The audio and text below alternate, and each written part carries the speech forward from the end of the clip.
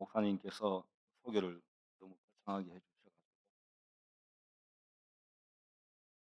가지고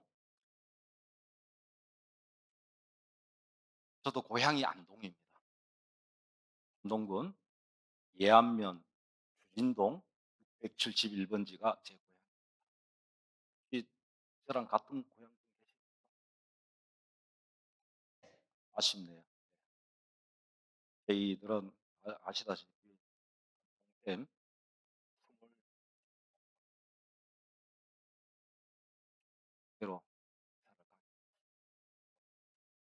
계속 저는 정성 오기 전까지 구미에서 15년 가까이 직장 생활 사회 이 정성까지 해 왔더니 이 물 제가 마셔도 제 거 맞죠?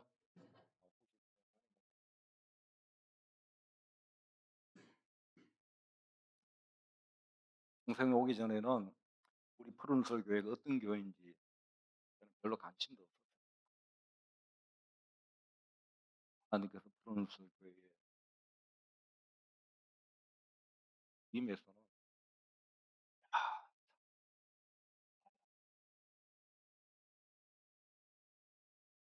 저는 꿈이 있을 때에 이 주일학교 사역 그 시간까지 주일학교 공천 교회에 오니까 어 계속 기도했습니다. 하나님 어떻게 해야 됩니까? 어떤 도구를 저한테 보여주시겠 계절을 여기에 보내주셨어요. 뿐만 아니고 새벽마다 하나님께서 지혜를 주시기를 성도들과 함께 기도할 수 있는 무언가를 만들어야겠다. 기도할 수 있는 힘을 기도로서 힘을 모을 수 있는 매개체를 만들어야겠다라는 기회를 주셨어요. 매개체가 무엇이 될까? 어떤 행사를 기획할까? 아니면 어떤 이벤트를 기획할까? 여러 가지 참 고민을 하던 시점에 우리 제가 파송한 신상균 선교사님이 저랑 같이 그 사역을 했던 후임이었는데 친구가 캄보디아 선교를 가고 GMS 훈련을 받고 선교사 파송을 받아야 전화가 왔어요. 그래서 제가 전화하면서 다른 거 물어보지 않았습니다. 서류 가지고 와. 그래 가지고 어 목요일 날 목요일 날 서류 가지고 왔어요. 아무것도 안 물어보고 "우리 교회에서 무조건 파송할게. 하지 마." 잡았어요. 하나님께서 주시는 기회다. 그리고 서류부터 해서 도장 찍어 GMS에 보내. 먼저 서류부터 보냈어요. 부터 보내 놓고 주일 날 당회했어요.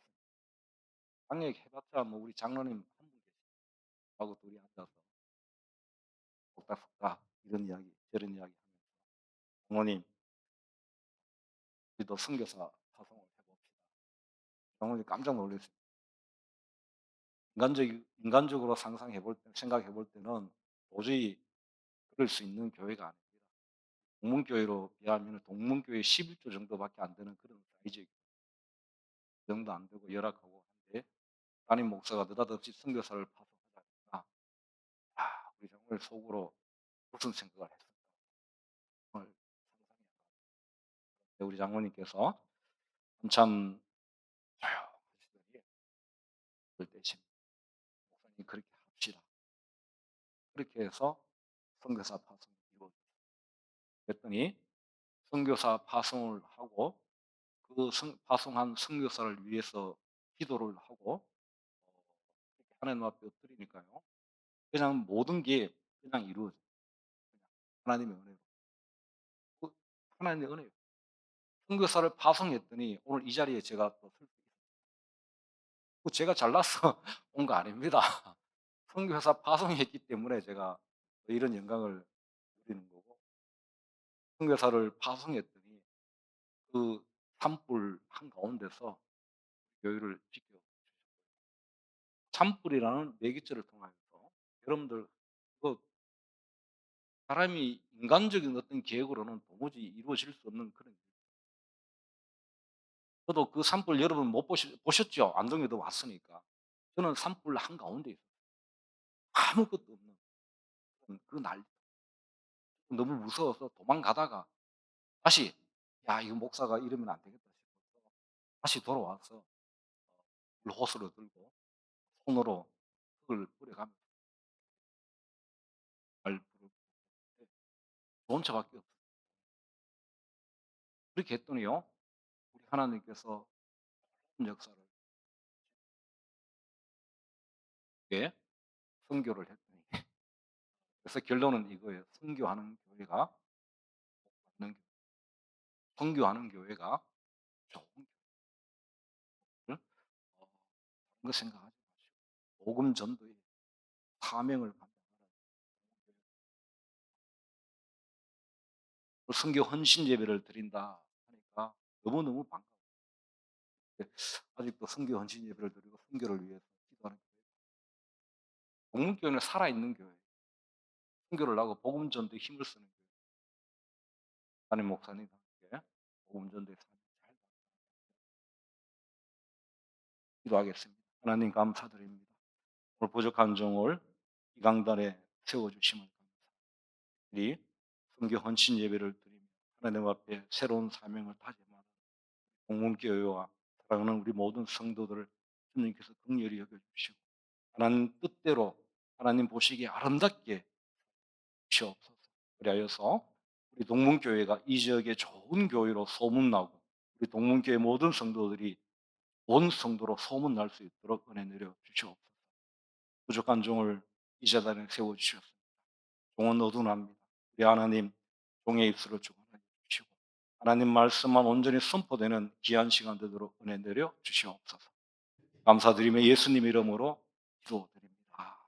아멘. 오늘 읽은 말씀 가지고는 주를 힘입어 담대히 말하는 제목으로 말씀의 은혜를 나누고 싶습니다. 지난 2000년 동안 그 교회의 역사를 보면 복음은 어떤 상황에서도 정지되지 않고요, 항상 확장되어 갔다는 것을 우리가 볼 수 있습니다. 엄청난 고난과 핍박이 왔어도 복음은 계속해서 전진해 나갔습니다. 복음은 지난 2000년 동안요, 한 곳에 머무른 일이 전혀 없었습니다. 복음은 유대 땅에서 유럽을 거쳐서 영국으로 가고 청교도들에 의해서 미 대륙으로 미국을 거쳐 아시아, 특히 중국과 한국 땅에도 이르게 됩니다. 이런 복음 전파의 역사는요, 언제나 고난이 있었고 박해가, 특히 한국에서 순교한 그 선교사들도 굉장히 많아요.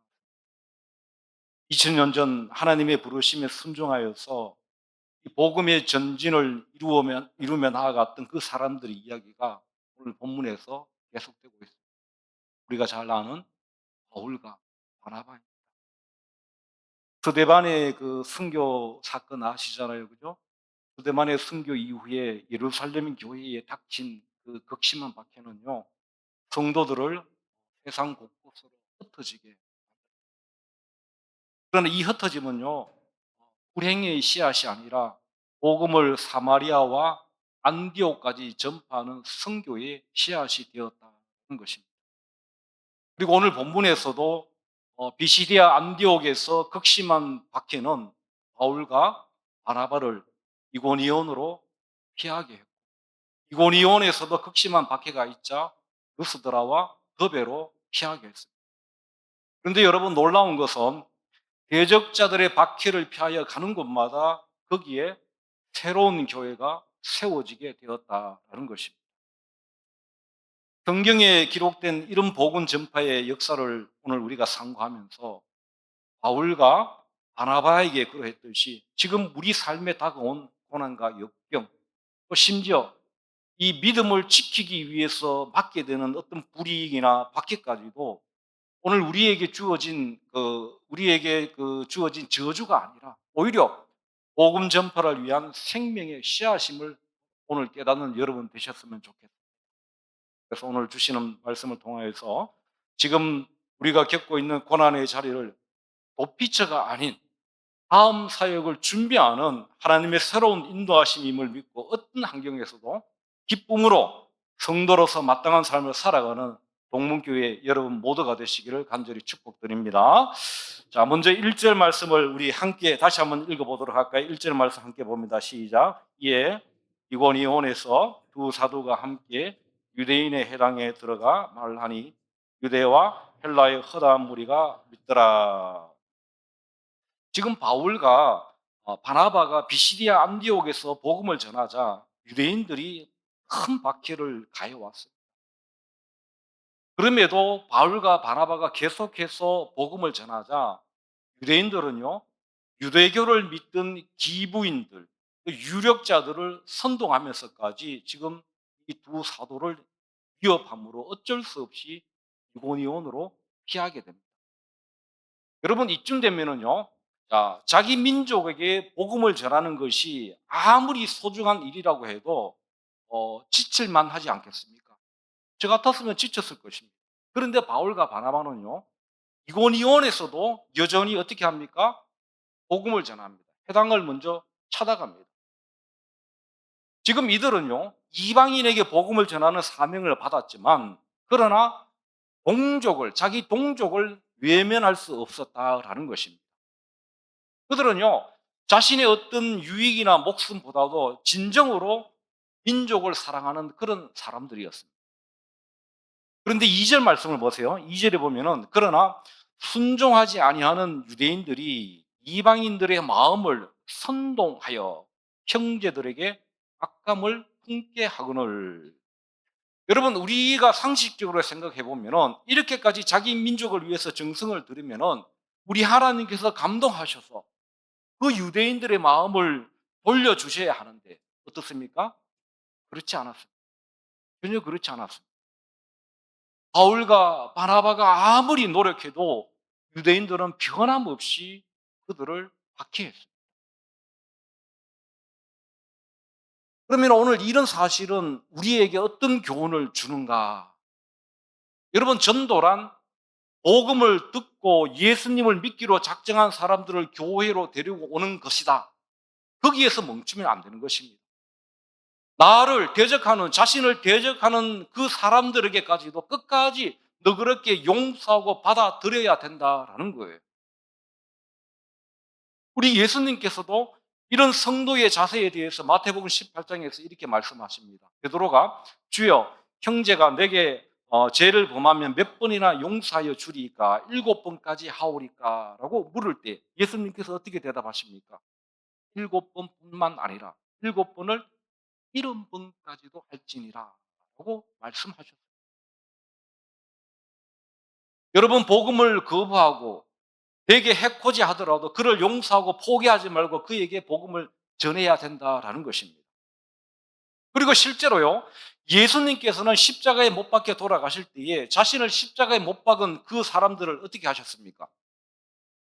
용서하시고 그들의 구원을 위해서 기도해 주셨습니다. 여러분, 복음은요, 이러한 용서의 정신 위에 세워지는 것입니다. 이게 바로 복음이에요. 그래서 예수님께서 사도들에게 복음 전도를 보내실 때에 예수님에 대해서 배척만 일삼던 그 유대인들에게로 가라고 말씀하셨습니다. 그러면은 요즘은 어떻습니까? 지금 우리가 살아가고 있는 이 시대는 어떠합니까, 여러분? 복음 전하다 받아들이지 않으면은 쉽게 포기합니다. 포기하면은 다행입니다. 미워합니다. 심지어 원수 대하듯 합니다.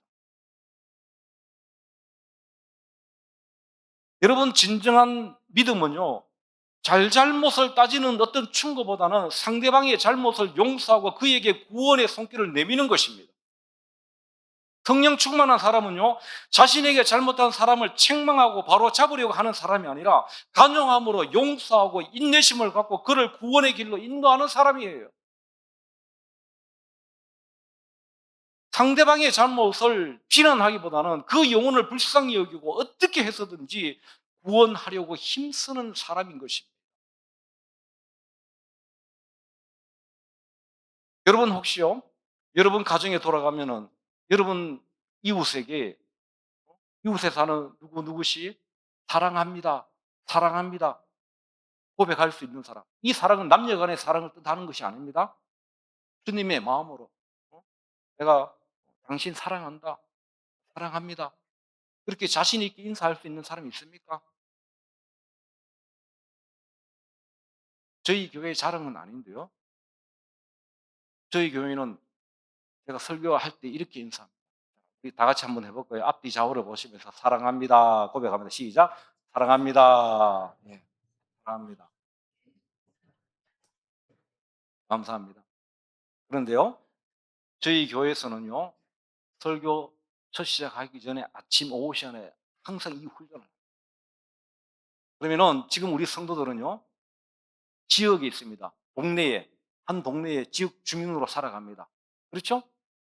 그러면은요, 예수 믿지 않는 사람들이 교회 다니는 사람들 볼 때에 정말 존경하고, 야, 저 사람은 진짜 교회 다니는 사람이다. 저 사람은 진짜 근사다. 그런 말 듣기 힘들어요. 지금까지 그런 말 들어본 사람 아무도 없어요, 저는. 그런데 이런 훈련을 시켰더니요, 요즘 우리 성도들은요, 지역에 가면은요, 아무나 붙잡고, 얘, 네 사랑한대, 사랑한대, 네 사랑한다. 우리 교회 한번 알아. 그러고 다니십니다. 우리 어르신. 그랬더니요, 제가 부임한 지 3년, 원래 4년째인데, 4년 만에 동네를 다 평정했습니다. 요즘에는요, 동네 이장도 저한테 교회에 올라와서, 목사님, 목사님, 어? 마을에 이런 일을 하는데, 목사님 의견 어떻습니까? 의견을 물어봅니다. 여러분들 혹시 저희 교회가 있는 위치가요, 달기 식당이 있는 그 동네입니다. 달기 식당 아시죠? 달기 약수도 식당. 거기에 오시면은 아무 식당이나 들어가셔서 푸른 설교에 목사님 소개로 여기 왔습니다. 해보세요. 거짓말 아니에요. 공짜는 아니더라도 반찬 하나는 더 갖다 줄 것입니다. 너무 많은 거 기대하지 마시고. 정말이에요. 진짜. 농촌 지역에요, 지역에 위치한 교회가요, 마을 사람들에게 인정받기요, 정말 힘듭니다. 정말 어렵습니다. 그런데 누구의 마음? 예수님의 마음으로 사랑합니다, 사랑합니다 다가갔더니 그들의 마음이 열리더라라는 거예요. 그러므로 우리는요, 복음을 전하기 전에 먼저 무엇을 배워야 됩니까? 예수님의 사랑, 예수님의 용서를 배워야 됩니다. 한 영혼, 한 영혼에 대한 예수님의 감정과 사랑을 배워야 되는 것입니다.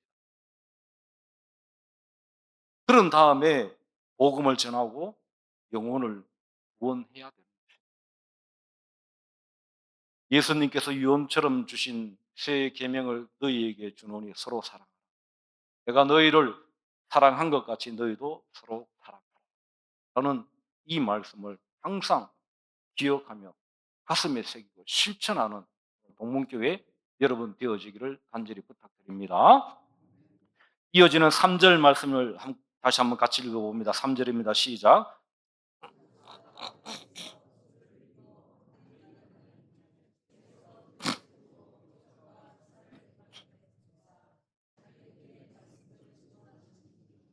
아멘.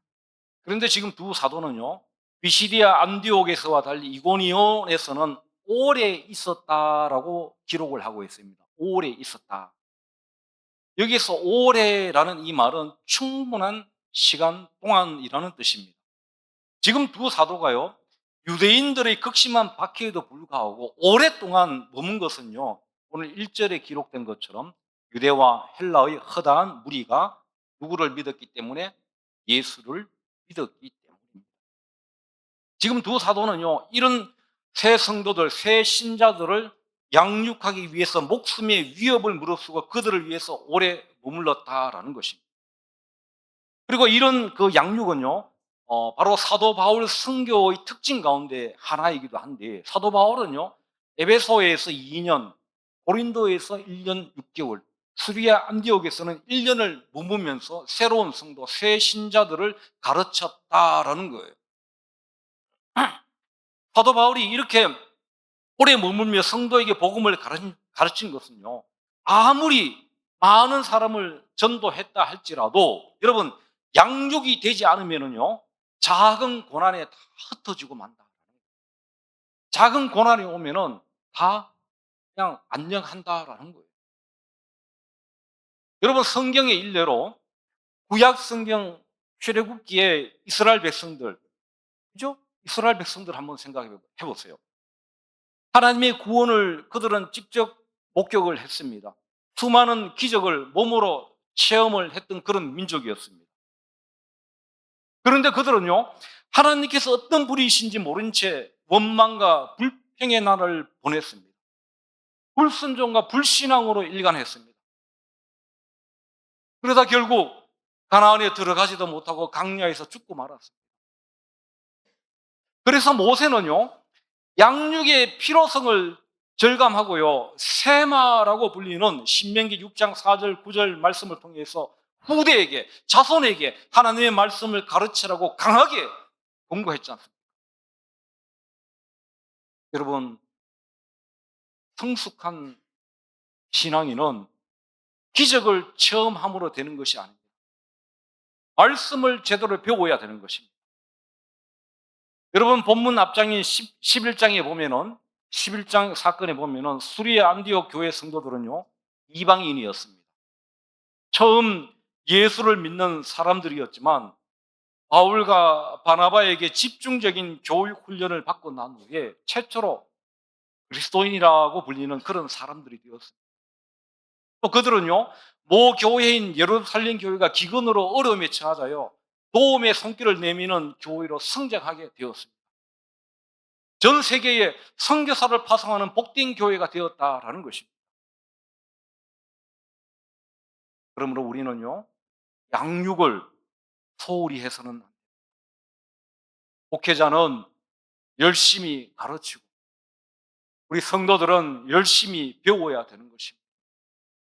양육이 없는 성도는요, 뿌리 없는 나무와도 같습니다. 뿌리 없는 나무. 양육을 통해서 참된 성도로 성장하게 되는 것입니다. 그러므로 무엇보다도 교회의 모든 프로그램에 적극적으로 하는 여러분 되시길 바랍니다. 우리 동문교회도 여러 가지 교육훈련 프로그램이 있으리라 믿습니다. 목사님 교회에게 적극적으로 임하시면서 말씀을 배우시기 바랍니다. 성경은요, 아모스 8장 11절에 보면은 말세가 되면은 기근이 있을 텐데 그 기근은 양식이 없어서 배고파서 줄이는 기근이 아니다라고 말씀하셨어요. 하나님의 말씀을 듣지 못하는 기갈이라고 말씀하셨어요. 이 말씀을 여러분 가슴 깊이 새기고요, 하나님 말씀을 배우는 데 힘쓰는 여러분들 되시길 바랍니다. 그런데 양육은요, 우리의 열심만으로 가능한 것은 또 아닙니다. 3절 보세요. 3절 다시 보세요. 두 사도가 오래에서 주를 힘입어. 누구를 힘입어? 주를 힘입어. 사도들이 주를 힘입어 담대히 말하니라는 이 말씀은요, 사도들이 자신들의 어떤 지식이나 지혜를 가지고 가르친 것이 아니라 누구의 도우심을 받았다?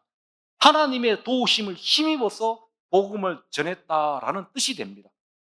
그렇게 하니까 주님께서 그들의 손으로 표적과 기사를 행하게 하셨다라는 거예요. 두 사도가 많은 표적과 기사를 행한 것은 하나님께서 도와주셨기 때문입니다. 이 말씀은요, 전도의 결실을 맺게 하는 주체가 누구인지 오늘 분명하게 우리에게 알려줍니다. 여러분, 전도자가 힘있게 복음을 전할지라도 결실을 가능하게 하는 하는 것은 전도자의 몫이다 아니다? 전도자의 몫이 아니다라는 거예요. 그 역할은 철저히 하나님의 몫입니다, 여러분. 하나님의 몫. 하나님께서 친히 구원하실 자를 구원하시고요. 감동시킬 자를 감동시키시는 것입니다. 그렇기 때문에 전도자는 자기의 언변, 나의 어떤 얄팍한 언변으로 사람을 설득하겠다는 그런 생각을 버려야 되는 거예요. 죄송하지만. 버려야 됩니다. 그것은요, 어떤 면에서는 죄송하지만 하나님의 영역을 침범하는 월권 행위입니다, 여러분. 최고의 전도자 바울은요, 고린도전서 3장에서 이렇게 고백합니다. 우리가 잘 아는 말씀이잖아요. 나는 심었고 아볼로는 물을 주었으되 오직 하나님은 자라나게 하셨으니 그런즉 심는 이나 물 주는 이는 아무것도 아니로되 오직 자라나게 하시는 이는 누구뿐? 하나님. 이 말씀은 전도자의 다른 생각이자 다른 오직 하나님만이 자라게 하시며 결실을 맺게 하십니다. 여러분, 복음 전할 때 애써서 상대를 설득하려고 하죠. 그들이 복음을 듣고 더 자세하게 알기 원할 때에 내가 체험한 것을 그대로 가감없이 증언하는 여러분 되시길 바라겠습니다. 그럼 뭐 내가 체험한 것이 있어야지. 체험한 것도 아무것도 없는데, 그죠? 어떻게 증언? 열심히 말씀과 기도로 보자.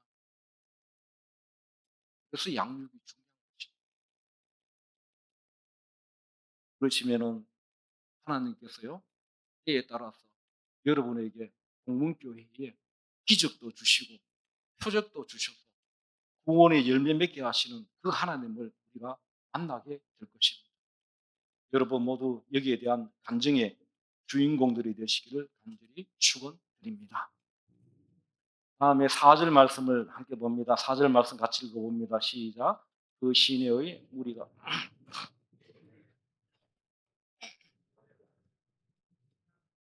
아멘. 자, 두 사도가 열심히 복음을 전했습니다. 열심히 복음을 전하자 온 그 시민들이 모두 예수님을 믿는 것이 아니라 유대교를 믿는 사람들과 예수님을 믿는 사람들에게 부패로 나뉘어지게 되었습니다. 여러분, 이것은 복음이 가진 양면성인데요. 복음을 전할 때, 여러분 복음을 전할 때에 어떤 사람은 기뻐하면서 복음을 받아들이지만 어떤 사람은 분노하면서 복음을 거부합니다. 그렇죠? 공전에 양면이 있습니다. 앞면과 뒷면, 어느 쪽이 앞면인지 모르겠습니다. 양면이 있습니다. 마찬가지입니다. 복음은요, 세상에 구원과 평화를 주는 한쪽 면이 있습니다. 그것은요, 복음을 가진 또 한쪽 면입니다. 동시에 다른 면은요, 성도와 세상을 분리해내는 다른 한쪽 면이 있다는 것입니다. 신기하죠? 복음을 듣고 받아들인 사람에게는 영원한 생명이 주어지고 그로 인해 기쁨이 있고 하나님의 축복이 임하게 됩니다. 그러나 복음을 받아들이지 않는 사람은요, 구원에서 완전히 어떻게 됩니까? 완전히 멀어지게 되어 있습니다. 복음은요, 그 수용 여부에 따라서 사람의 운명을 완전히 달라지게 하는 특징이 있다는 것입니다. 이해되시죠?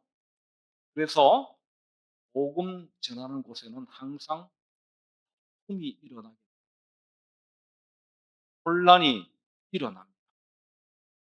물론 이런 다툼과 혼란은요, 불신자들이 성도들을 폭력적으로 배척하기 때문에 일어납니다. 저희 교회도 마찬가지입니다. 우리 어르신들이 복음을 전하면 꼭 주위에 그룹이 있습니다. 몇몇 분이 있어요. 나이 들어서 얼마나 더 오래 살려고 예배당 가나.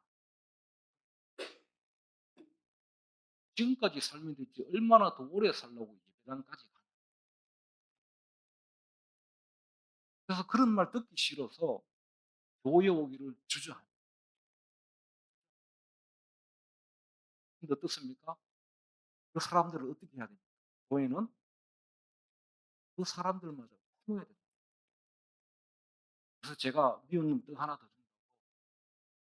몇몇 어르신들이 있어요. 그 사람들한테 이러면은 아이스크림 차에 태워가가지고 갈비탕 한 번씩. 그랬더니 요즘에는 제가 경로당에 한번 가면은 아이고 목사님 오셨냐고 난립니다. 여러분, 우리 성도들이 복음을 전할 때 어쩔 수 없이 필연적으로 싸움에 휘말리게 됩니다. 성경은 이런 싸움을 선한 싸움이라고 표현을 합니다. 선한 싸움이란 무엇입니까? 악을 악으로 갚는 것이 아니라 선으로 악을 이겨내는 것입니다. 그렇죠? 세상의 어떤 타락한 가치관과 제약된 그 생활 습관을 가진 사람들이 싸움을 걸어옵니다. 그를 할 때에 그들을 대적하지 않고요. 오히려 그들에게 선을 하는 것입니다. 선을 행하는. 그래서 힘든 싸움이 되는 거예요. 때로는 물질도 소요됩니다. 때로는 시간도 투자해야 됩니다. 위에 노력도 투자해야 됩니다. 하나님께서 도와주시지 않으면 결코 이길 수 없는 그런 싸움입니다. 그런데 지금 두 사도는요, 유대인들이 점점 더 심한 바퀴를 가해오자 6절에 보면은 어떻게 합니까? 결국에는 루스드라와 더베로 피할 수밖에 없어요. 그러나 두 사도는 거기에서도 어떻게 합니까? 복음을 전합니다. 복음을 전했습니다. 인간적으로 보면은 실망할 만하고 한탄할 만한데 그들은 조금도 좌절하지 않고 그들의 발길이 닿는 곳마다 복음을 전했다라는 거예요. 그들은 어디에 있게 되든지 비록 쫓겨나서 간 곳이라 할지라도 거기를 하나님께서 주신 선교지로 인식했다라는 것입니다. 그리고 그들뿐만 아니라요, 우리 믿음의 선배들, 우리 믿음의 선배들도 다 이렇게 여러분 복음을 전했습니다. 그러므로 여러분, 우리 역시 어디에 있든지 내가 있는 그 자리가 하나님께서 나에게 주신 선교지임을 믿고요, 복음을 전하는 일에 최선을 다해야 되는 것입니다. 지금 내가 서 있는 그곳이 하나님께서 구원하기를 원하는 잃어버린 양이 있는 자리임을 우리가 깨달아야 된다라는 거예요. 오늘 선교 헌신 예배를 드리며 나아가는 우리 안동 동문교회 성도 여러분, 저와 여러분은 구원받았습니다. 예수님을 주라 부릅니다. 주님의 복음을 전파하는 것이 오늘 가장 높고 가장 중요한 사명임을 다시 한번 여러분 깨달으시길 바라겠습니다. 오늘 복음을 전하기 위해 우리가 준비하는 것은요, 지극히 미련한 것입니다. 그러나 우리가요, 주를 힘입어서 담대히 주님을 위하여 주님에 관하여 말할 때에 능력의 주님께서는 큰 역사를 이루어 주실 것을 믿음으로 받으시는 오늘 저와 여러분 되시길 간절히 바라겠습니다.